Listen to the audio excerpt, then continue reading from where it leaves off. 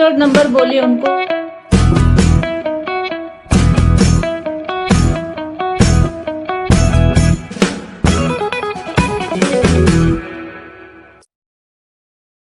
नमस्कार, एकेएन के सभी दर्शकों का मैं हार्दिक स्वागत करता हूं। काफी दिनों बाद आप लोगों से मिल रहा हूं।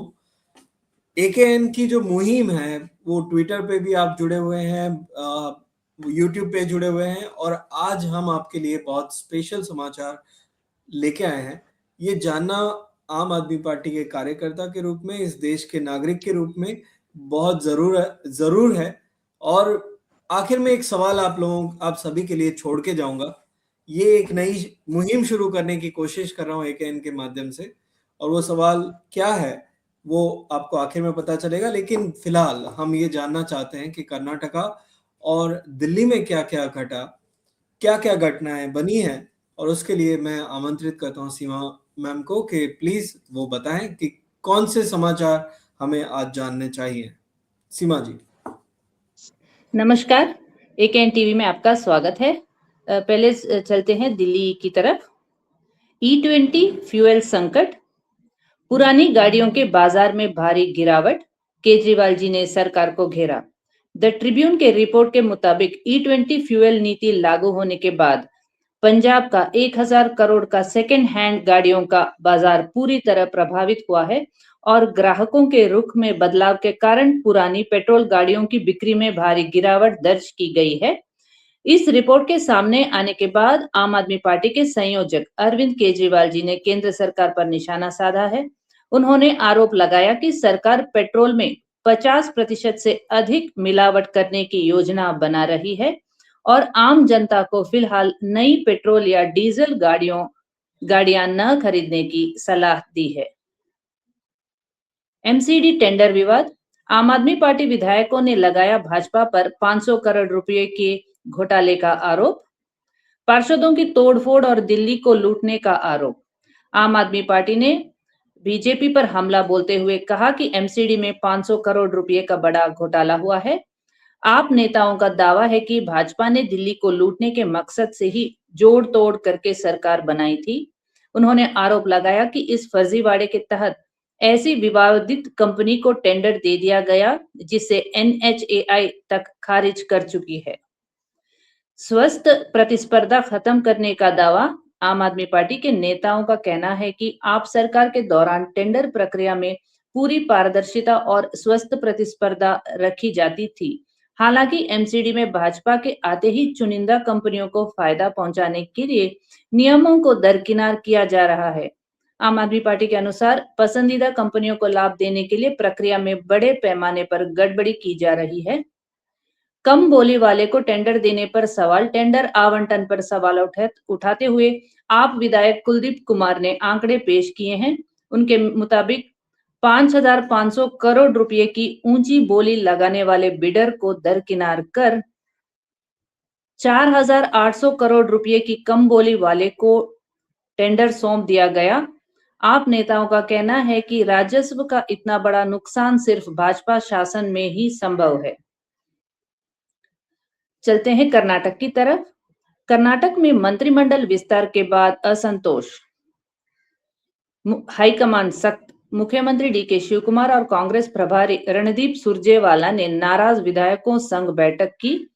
डीके शिवकुमार ने सख्त लहजे में चेतावनी दी कि विरोध में दिया गया कोई भी इस्तीफा तुरंत मंजूर किया जाएगा। वरिष्ठ नेताओं में नाराजगी, पूर्व मंत्री दिनेश गुंडूराव और एचके पाटिल जैसे वरिष्ठ दिग्गजों को जगह न मिलने से असंतोष फैल गया है। मंत्रिमंडल में एक भी महिला विधायक को शामिल न करने पर भी सवाल उठ रहे हैं। गदग में सामूहिक इस्तीफे, एचके पाटिल को बाहर रखे जाने के विरोध में उनके समर्थन में गदग के 22 स्थानीय निकाय सदस्यों ने सामूहिक इस्तीफा दे दिया है। कर्नाटक में वित्तीय धोखाधड़ी, 3 प्रमुख मामले। 1.5 करोड़ की गोल्ड लोन ठगी, बेंगलुरु के पीनिया में बैंक के गहने पारखी अप्रेजर ने साथियों संग नकली सोना असली बताकर और फर्जी खातों के जरिए 1.5 करोड़ का लोन हड़प लिया है। और बैंक क्रेडिट मैनेजरों को फर्जी नो ड्यू सर्टिफिकेट दिखाकर 28 गैर पात्र ग्राहकों के नाम पर 4.49 करोड़ के पर्सनल लोन पास करवा गए हैं। और एक न्यूज है, बेंगलुरु के एक व्यक्ति को फर्जी एनआईए अधिकारी बनकर डिजिटल अरेस्ट की धमकी दी गई और उससे लाखों रुपए ऐंठ लिए गए। कर्नाटका से इतना ही। अब चलते हैं अनूप शर्मा जी के पास। जी अनूप जी। आभार सीमा जी। मैं ज्यादा समय ना लेते हुए मैंने जो प्रश्न पूछा था उस प्रश्न ये है कि हम लोग देश प्रेम तो हैं, देश प्रेमी हैं, हम लोग देश प्रेमी हैं, पर देश क्या है? अगर आपको लगता है, आपका आंसर कमेंट में जरूर लिख के बताएं कि देश क्या है। इस सवाल को मैं पूरे एपिसोड में रिपीट करता रहूंगा। अगर आपको आंसर अभी भी लग रहा है तो जरूर लिखिए। पर आगे गुजरात की खबर और बिहार की खबर भी हमें जाननी है, तो बिहार की सबसे पहले लेते हैं। मनीष सर, मैं आपसे रिक्वेस्ट करता हूं कि आज आपके पास क्या रोचक खबर है जो हम सबको जाननी चाहिए। मनीष सर। जी, सभी दर्शकों को मेरा प्यार भरा नमस्कार है। बिहार से मैं मनीष झा। आइए बिहार का रुख करते हैं। छात्र सरकारी नौकरी, सरकारी मेडिकल, इंजीनियरिंग या यूनिवर्सिटी की ख्वाहिश रखते हैं, लेकिन बिहार सरकार को अपने बीमार स्वास्थ्य सेवा को चुस्त और दुरुस्त रखने के लिए निजी साझेदारी की आवश्यकता हो गई है। अब राज्य के 16 मेडिकल कॉलेज एवं अस्पतालों का संचालन लोक निजी साझेदारी पीपीपी मोड के तहत होगा और सरकार ने इसे मूर्त रूप देने के लिए ट्रांजैक्शन एडवाइजर के रूप में एक निजी एजेंसी का भी चयन कर लिया है। राज्य मंत्री परिषद की बुधवार को हुई बैठक में इससे संबंधित प्रस्ताव को मंजूरी भी दे दी गई है। सलाहकार के रूप में Price Water House Coopers Private Limited को स्वीकृति पत्र LOA निर्गत करने तथा इस पर होने वाले खर्च के लिए 8.27 करोड़ रुपए की स्वीकृति भी दे दी गई। आगे का रुख करते हैं। आर्थिक अपराध इकाई EOU ने सहायक शिक्षा विकास पदाधिकारी परीक्षा पेपर लीक मामले में मुंबई से नालंदा के एक युवक रोशन कुमार को गिरफ्तार किया है। रोशन मुंबई में भाभा परमाणु रिसर्च सेंटर में तकनीकी सहायक है तथा उस पर आरोप है कि उसने 17 अप्रैल 2026 को नालंदा के सोहसराय केंद्र पर AEDO परीक्षा में बैठी एक महिला को परीक्षा के प्रश्न के उत्तर पहले ही उपलब्ध करवा दिए थे, अर्थात कि आंसर की उसने उस महिला को परीक्षा से पूर्व ही उपलब्ध करवा दी थी। आगे का रुख करते हैं।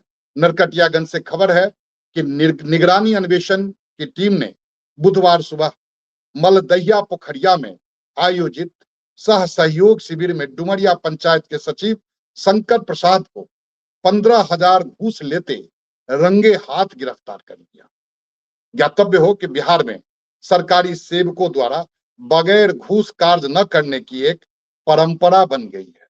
सरकारी दफ्तर दलालों से पटे होते हैं और बगैर दलाल आपका कार्य दुश्वार हो जाता है। बिहार आम आदमी पार्टी के सोशल मीडिया प्रमुख, बल्कि मैं पितामह कहूंगा, सोशल मीडिया के पितामह श्री गुलाम कुंदनम जी के नेतृत्व में समूचे बिहार की सोशल मीडिया टीम ने E20 के खिलाफ एक सोशल युद्ध छेड़ दिया है। समूचे बिहार प्रदेश में पार्टी सक्रिय रूप से भाजपा के गुंडागर्दी के खिलाफ एकजुट होकर लड़ाई लड़ रही। फिलहाल बिहार से इतना ही। आप सबका बहुत बहुत धन्यवाद। जय हिंद, जय अरविंद। चलते हैं अनूप जी के पास। आभार मनीष जी। मैं दिलीप भाई आपसे रिक्वेस्ट करूंगा कि आम आदमी पार्टी ने गुजरात में कुछ अच्छा रोचक किया है तो प्लीज जरूर बताएं। जी, AKN TV इंडिया सभी दर्शकों को हार्दिक प्रणाम। रुख करते हैं गुजरात का। गुजरात के जूनागढ़ जिले में पीयूष परमार जी ने जिला कलेक्टर साहब को आवेदन पत्र दिया है और उनमें निवेदन किया है कि जो पुलिया किसानों ने बनाई थी उसका रख रखाव करके उसको सुनिश्चित करना चाहिए, ना कि उसको तोड़ करके परिवहन ये जो सेवा है उसमें बाधित बनना चाहिए। सरकार ने ये अटपटा फैसला लिया है कि जो पुलिया किसान द्वारा निर्मित थी उसमें वो तोड़ करके पता नहीं क्या ही उनका नया आयोजन है, कि हो सकता है शायद नाव के जरिए फिर से परिवहन स्टार्ट करना चाहती है सरकार। तो ये आवेदन पत्र पीयूष परमार जी ने सुपुर्द किया है। रुक करते हैं आगे। प्राइमरी स्कूल्स 25,619, इतनी प्राइमरी स्कूल्स की गुजरात में अभी कमी है। जो शिक्षण का जो मॉडल है गुजरात का, वो खलबलाया हुआ है, और इसमें 1 से लेकर के 5वीं कक्षा तक 16,525 शिक्षकों की भी कमी है। तो तुरंत इसको जो है कि पद पर नए शिक्षक और उनकी प्रक्रिया को पूर्ण कर करके शिक्षण व्यवस्था को सुदृढ़ करने की जरूरत है। आगे रुक करते हैं सूरत का। चुने हुए अभी जो कॉर्पोरेटर हैं सारे सूरत के बीजेपी के, वो आंतरिक विवाद में फंस चुके हैं। कहीं ना कहीं धन के बंटवारे को लेकर के आंतरिक उनमें युद्ध छिड़ा हुआ है, और AKN टीवी के माध्यम से उनको भी हम रिक्वेस्ट करेंगे कि आपको जो ये सुवर्ण तक जनता जनार्दन के आशीर्वाद से मिला है वो सेवा में लगाएं, ना कि आंतरिक विवाद में लगाया जाए। आगे रुक करते हैं। प्रधानमंत्री जी हमेशा सलाह देते हैं कि सार्वजनिक जीवन में भाषा का नियंत्रण होना चाहिए और व्यवहार में सुचारू रूप से संयम होना चाहिए, लेकिन भाजपा में तो अलग ही कंपटीशन चल रहा है। सारे नेता को ये सलाह शायद गवारी नहीं है, तो सारे नेता का जो भाषा है वो निम्न कक्षा की भाषा से ये लोग खुद को इंट्रोड्यूस कर रहे हैं। तो प्रधानमंत्री की सलाह पहले तो भारतीय जनता पार्टी के नेताओं को माननी चाहिए और उसका अमलीकरण करना चाहिए। तो ये कुछ न्यूज थे गुजरात से। जी अनूप जी।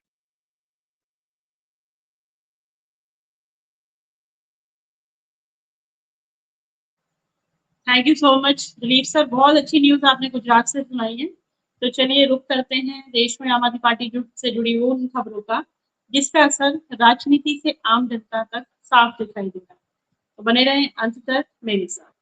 आम आदमी पार्टी के राष्ट्रीय संयोजक अरविंद केजरीवाल जी ने E20 पेट्रोल को लेकर मोदी सरकार पर गंभीर सवाल उठाए। उनका दावा है कि SIAM यानी society of Indian automobile manufacturer की एक रिपोर्ट में कहा गया है कि E20 ईंधन में क्लोराइड और मॉइस्चर की मात्रा अधिक होने के कारण वाहनों को नुकसान हो सकता है। केजरीवाल जी का आरोप है कि इस रिपोर्ट को सरकार के दबाव में वापस लिया गया। उन्होंने सवाल उठाया कि जब विज्ञान और इंजीनियरिंग विशेषज्ञ E20 को लेकर चिंता जता रहे हैं तो आखिर मोदी सरकार इसे देश भर में जबरन क्यों लागू कर रही है।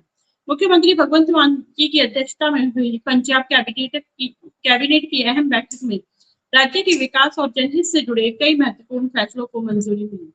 कैबिनेट ने Punjab regulation of fee bill 2026 को मंजूरी देते हुए निजी स्कूलों की फीस में मनमानी बढ़ोतरी पर रोक लगाने का फैसला लिया। बैठक में अमृतसर में नया तरसिक्का ब्लॉक बनाने, PWD में नई भर्तियां करने, वेटरनरी कर्मचारियों का कार्यकाल बढ़ाने, GST और पंचायती व्यवस्था को और अधिक मजबूत करने जैसे फैसलों पर भी मोहर लगाई गई। पंजाब विधानसभा में केंद्र सरकार द्वारा लागू किए गए E20 पेट्रोल के विरोध में भी एक प्रस्ताव भी पेश किया गया। मान सरकार के बड़े फैसले, कानून व्यवस्था और रोजगार पर जो पंजाब में मुख्यमंत्री भगवंत मान जी के नेतृत्व वाली सरकार ने जन कल्याणकार कानून व्यवस्था और रोजगार व शिक्षा को के कई अहम मुद्दों पर भी चर्चा की। पंजाब ने सरकार ने अब तक 152 अतिरिक्त गौशालाओं को भी मुफ्त बिजली सुविधा देने की घोषणा की है। वहीं गुरबानी के निःशुल्क प्रसारण SGPC द्वारा स्वयं प्रसारण व्यवस्था विकसित करने और सिख जुडिशियरी कमीशन के अध्यक्ष के पुनः चुनाव की भी मांग उठाई गई। आम आदमी पार्टी के राज्यसभा सांसद संजय सिंह जी ने संसद में केंद्र सरकार पर कई मुद्दों को लेकर तीखा हमला बोला। उन्होंने कहा है कि जैसे कि उन्होंने सदन में यह मुद्दा उठाया कि एक 15 वर्षीय बच्ची को कथित तौर पर बलात्कार की धमकियां मिल रही हैं और पूछा कि जब प्रधानमंत्री एक 15 साल की बच्ची से लड़ेंगे तो उसे न्याय कैसे मिलेगा। सत्ता पक्ष ने हंगामा शुरू कर दिया। सांसद संजय सिंह जी ने न्यायपालिका में सामाजिक न्याय प्रतिनिधित्व का मुद्दा उठाते हुए कहा कि देश में न्याय तभी स्थापित होगा जब न्यायपालिका, कार्यपालिका, विधायिका और पत्रकारिता सहित सभी संस्थानों में दलित, आदिवासी, पिछड़े और वंचित समाज के समान प्रतिनिधि मिलेंगे। संजय सिंह जी ने कहा कि छात्रों के अधिकारों और आंदोलन पर चर्चा केवल चुनिंदा राज्यों तक सीमित नहीं होनी चाहिए। उनका कहना है कि देश के हर छात्र का दर्द समान है और पेपर लीक के खिलाफ जवाबदेही हर राज्य को तय करनी चाहिए। उत्तर प्रदेश में E20, किसानों, इंफ्रास्ट्रक्चर और महिला सुरक्षा को लेकर भी भाजपा सरकार पर का आम आदमी पार्टी का हमला। उत्तर प्रदेश में आम आदमी पार्टी ने E20 पेट्रोल, पेपर लीक, सरकारी स्कूलों की व्यवस्था, किसानों की समस्या, सड़क निर्माण, जल भराव और महिला सुरक्षा जैसे मुद्दों को लेकर भाजपा सरकार पर तीखा हमला बोला। तो ये थी आज देश में आम आदमी पार्टी से जुड़ी कुछ खास और अहम खबरें। कल फिर हाजिर होंगे नई खबरों के साथ। तब तक के लिए नमस्कार, जय हिंद, जय भारत। तो आगे सुनते हैं अनूप सर से आज का सवाल। जी Anup sir. Thank you ma'am. मैंने जो आपसे सभी से शुरुआत में बात किया था कि देश क्या है, इस सवाल का जवाब जरूर आप बताइएगा। हम लोग देश प्रेमी हैं, हम लोग सभी हैं। मनीष सर, आप कुछ कहना चाहते हैं? जी सर, माइक अनम्यूट कर लीजिए। करके बोलिए सर, माइक अनम्यूट करके। सर, आपने देश के संदर्भ में प्रश्न पूछा है कि देश क्या है, तो देश एक निश्चित भौगोलिक भूभाग, वहां बसने वाली जनसंख्या, उसकी अपनी सरकार और संप्रभुता अर्थात स्वतंत्र रूप से निर्णय लेने की शक्ति, इन सब से मिलकर बनने वाली एक संगठनिक राजनीतिक इकाई राष्ट्र को कहते हैं। जो राष्ट्र है वही देश है। जैसे भारत हमारा एक लोकतांत्रिक विशाल देश है। सर, मैं मतलब आपकी बात सही है, और इसका शायद तक हम जितने लोग बात करेंगे किसी के पास एक आंसर नहीं आएगा, क्योंकि आज तक हमारी इतनी बड़ी एज में हमें कभी बताया ही नहीं गया, समझाया ही नहीं गया कि देश है क्या। हमें देश प्रेमी तो बनाया गया, लेकिन देश के बारे में नहीं समझाया गया। जबकि ये सवाल का जवाब 5वीं 6वीं क्लास के बच्चों को भी आना चाहिए, ऐसा मुझे लगता है। इसीलिए मैं इस सवाल आज आप लोगों के बीच में छोड़ रहा हूँ। आप सभी लोग अपना जवाब दीजिएगा, ताकि आने वाली पीढ़ियां कभी भी इस वीडियो को देखें तो कमेंट पढ़ के देश के बारे में समझ सकें। धन्यवाद। आज के लिए AKN के इस कार्यक्रम में इतना ही। कल फिर मिलेंगे, समाचार होंगे और सवाल होंगे आपके लिए। धन्यवाद।